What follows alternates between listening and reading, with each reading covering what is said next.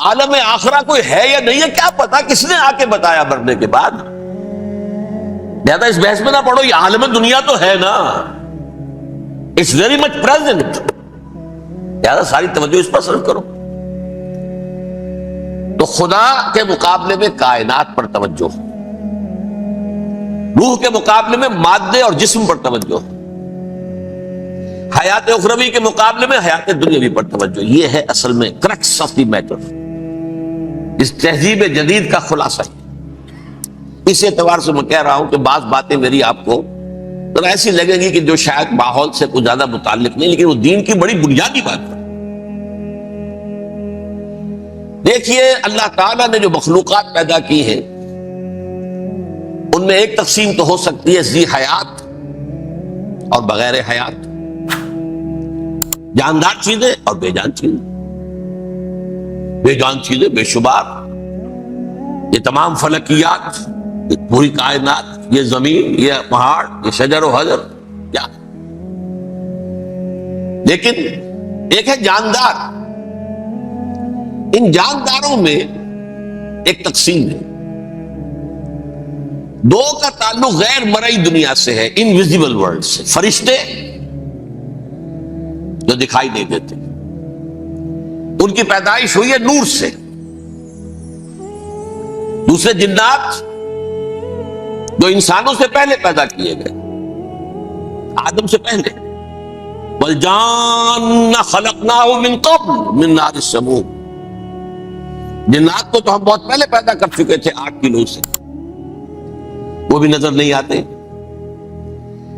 تیسرے انسان اور اس دنیا میں جتنے بھی حیوانات ہیں، ان کا جو مادہ ہے وہ ارض، یہ زمین ہے، یہ مٹی سے بنے،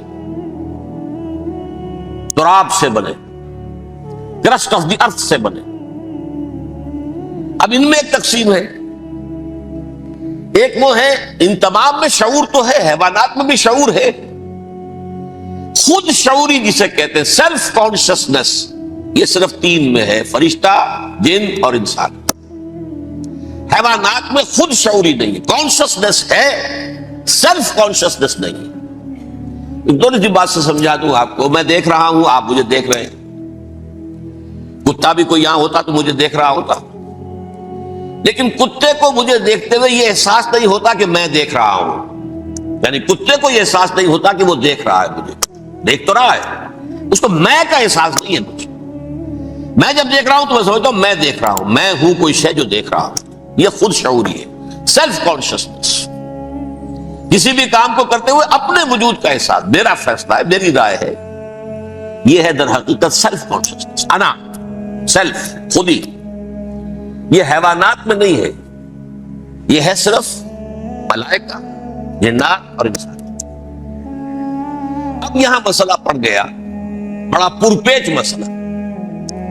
اللہ تعالیٰ نے پہلے حضرت ملائکہ کو پیدا کیا اور انسانی ارواح کو پیدا کیا نور سے، پھر ناک سے پیدا کیا، نار سے، آگ سے جنات کو، پھر مٹی سے بنایا، آدم کا حیولہ، اس میں روح پھونک دی، اب آدم بن گئے۔ اعلان یہ کر دیا کہ خلافت ارضی جو ہے وہ آدم کو عطا کی جا رہی، یہ پیچ پڑ گیا۔ اس پر تھوڑا سا اشکال تو فرشتوں کو بھی ہوا، قرآن میں ہے سورہ بقرہ کے 4 رکوع میں، أَتَجْعَلُ فِيهَا مَن يُفْسِدُ فِيهَا وَيَسْفِكُ الدِّمَاءَ وَنَحْنُ نُسَبِّحُ بِحَمْدِكَ وَنُقَدِّسُ لَكَ۔ پروردگار اس آدم کو تو خلافت دے رہا ہے، زمین کے اندر اختیار دے دے گا، یہ تو فساد کرے گا، کوریزی کرے گا، ہم تیری تسبیح و تحمید میں لگے ہوئے ہیں، جو بھی حکم ہو ارشاد ہو ہم بجا لاتے ہیں، تو ضرورت کیا ہے؟ اس کا جواب اللہ نے دیا، انی عالم ما لا تعلمون، میری مشیت، میری حکمت وہ میں ہی جانتا ہوں، ضروری نہیں کہ تم اس کو شیئر کر سکو۔ لیکن یہ جنات میں سے ایک جن تھا عزازیل۔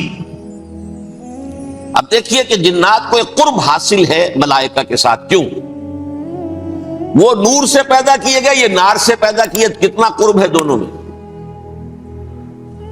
انسان پیدا کیا گیا مٹی سے، مٹی انرٹ ہے، آگ بھڑکتی ہے، اوپر اٹھتی ہے، شعلہ زنگ ہوتی ہے، انرجی ہے اس میں۔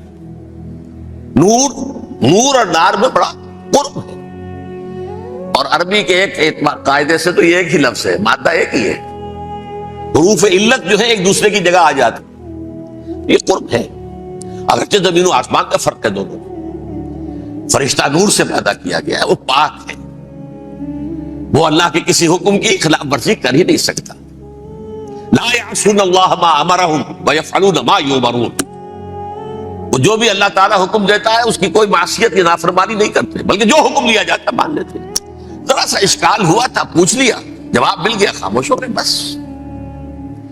لیکن عزازیل نامی ایک جن تھا، جو ایک تو جن ہونے کی نسبت سے فرشتوں سے کچھ نہ کچھ مماثلت تھی، قرب تھا، دوسرے یہ علم میں، زہد میں، عبادت میں اتنا اونچا تھا، اتنا اونچا تھا، اتنا اونچا تھا کہ یہ ملائکہ ہی کے صف میں شامل ہو گیا،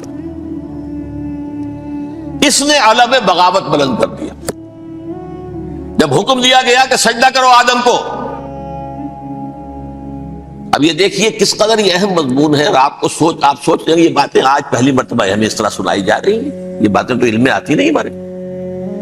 وجہ کیا ہے؟ آپ کو دلچسپی نہیں ان چیزوں سے، جدید تہذیب نے ان چیزوں کی اہمیت کو زیرو کر دیا۔ قرآن میں اہمیت کا کیا عالم ہے؟ 7 جگہ یہ مضمون قرآن میں آیا ہے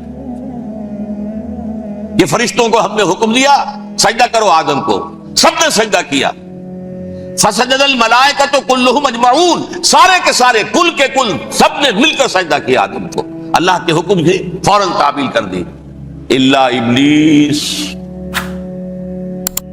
ابا واستکبر وکان من الکافرین، ابلیس نے نہیں کیا، انکار کیا، استکبار کیا، گھمنڈ کیا۔